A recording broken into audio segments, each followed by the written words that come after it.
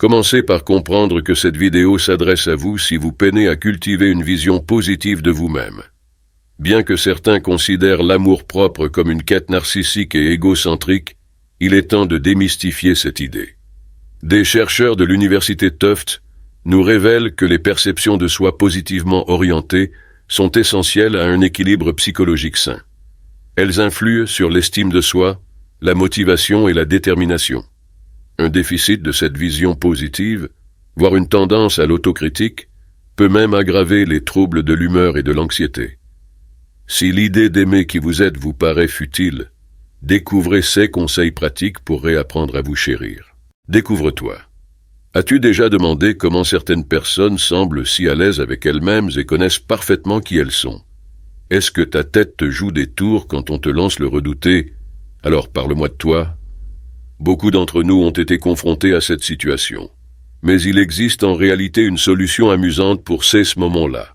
Prends une feuille de papier ou ouvre ton application de notes et inscris ton nom en haut. Divise la page en 4 parties que tu intituleras « Ce que j'aime, ce que je n'aime pas, mes points faibles et mes points forts ». Commence à remplir ces sections comme bon te semble, sans suivre d'ordre précis. Prends le temps pour toi, dans un endroit calme, et sauvegarde ces pages, car tu en auras certainement besoin à plusieurs reprises. Cette activité a pour objectif de te permettre de te connaître entièrement, avec tes qualités et tes défauts, et d'accepter tout cela pleinement. Imagine que tu apprends à te connaître comme si tu étais en rendez-vous avec toi-même, en te donnant toute l'attention nécessaire pour vraiment découvrir qui tu es. Avec le temps et une pratique régulière, tu arriveras à comprendre réellement qui tu es et ce dont tu es capable. Un article écrit par Kelly Miller, coach en psychologie positive certifié, évoque les avantages de cette connaissance de soi, notamment une amélioration de l'autodiscipline et de l'autorégulation, une augmentation de la créativité, ainsi qu'une haute estime de soi et de la fierté. Autrement dit, tu as beaucoup à gagner en te découvrant davantage. La tendance à l'autodénigrement est également abordée. Dr. Kristen Neff, chercheuse en compassion, invite à réfléchir sur le langage que l'on utilise envers soi-même lorsqu'on identifie une erreur ou une faiblesse. Se parle-t-on avec bienveillance ou est-ce plutôt avec sévérité? Si l'autocritique est forte, quel effet cela produit-il sur notre état intérieur? Être attentif à la manière dont on se parle à soi-même est la première étape essentielle pour cultiver l'amour de soi. Si notre critique intérieure est trop sévère, cela peut nous affecter profondément et nuire à notre estime personnelle.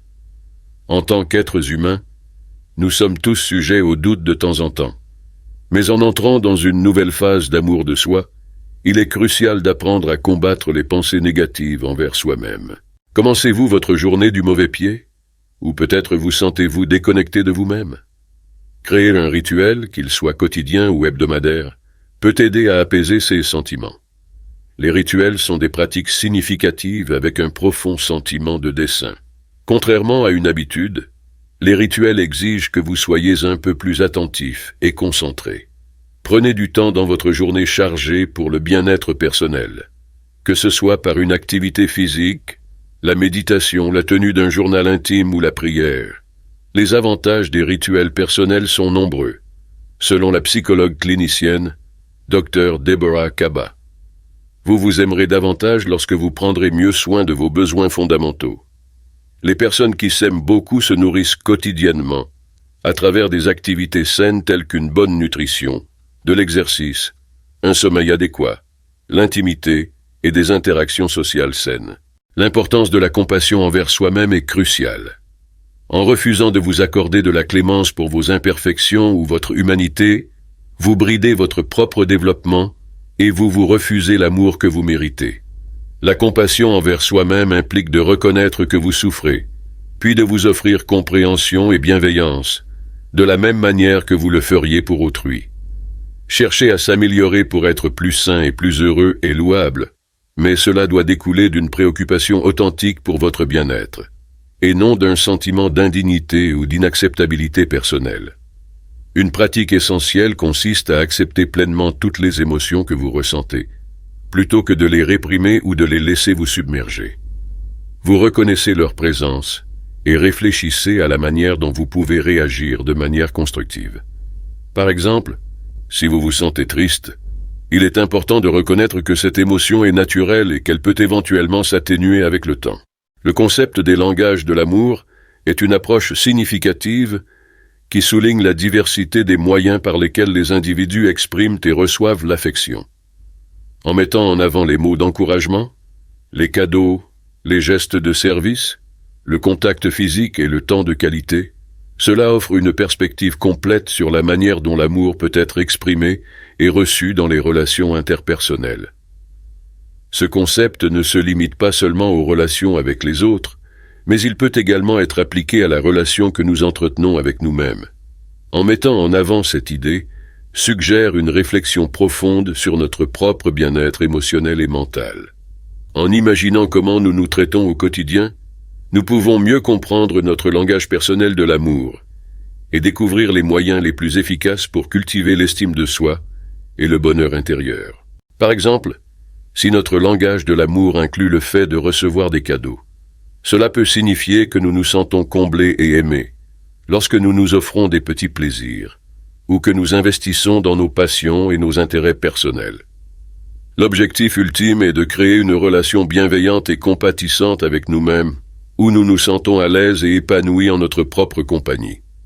En comprenant notre langage de l'amour personnel, nous pouvons nous engager dans des pratiques d'auto-soin qui répondent véritablement à nos besoins émotionnels et nous permettent de croître et de prospérer sur le plan personnel. La pratique de l'auto-réflexion peut s'avérer particulièrement ardue, surtout après avoir connu un revers. Il arrive parfois que les choses ne se déroulent pas comme prévu, et il est facile de tomber dans l'autopunition pour nos erreurs au lieu d'en tirer des enseignements constructifs. Au lieu de nous blâmer, ces moments peuvent être saisis comme des occasions précieuses de croissance personnelle.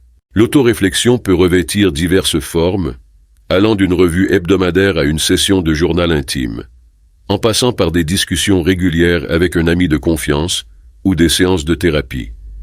Il est essentiel de se rappeler qu'il n'y a pas d'échec réel si nous parvenons à tirer des leçons de nos erreurs. Chaque expérience difficile est une opportunité d'apprentissage. Le chemin menant à une véritable compassion et amour de soi peut sembler long et parfois décourageant. Mais il est important de ne pas abandonner. En consacrant du temps et de l'énergie à notre propre bien-être, nous permettons à de nouvelles versions de nous-mêmes d'émerger et nous nous ouvrons à de nouvelles expériences enrichissantes. Même de petits changements dans nos habitudes peuvent contribuer à renforcer notre amour-propre.